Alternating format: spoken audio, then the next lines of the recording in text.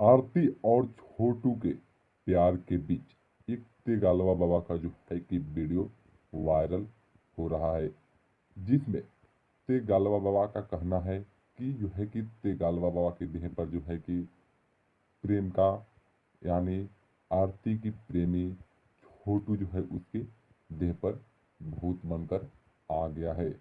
और ये तेगालवा बाबा कह रहा है कि मैं आरती से शादी करूंगा। देख रहे हैं ना पखंडियों को, ढोंगियों को, कैसे जो है एक लड़की का इज्जत जो है कि सरेआम मीडिया के सामने लूटा जा रहा है। लेकिन एक गोदी मीडिया जो है कि उसका इंटरव्यू पर इंटरव्यू ले रही है। आखिर कहाँ तक सच है, आप जरूर कमेंट बॉक्स में बताएं। और सच्चाई को जो है कि वीडियो को शेयर करके जो है कि सच्चाई को आगे भी दिखाएं।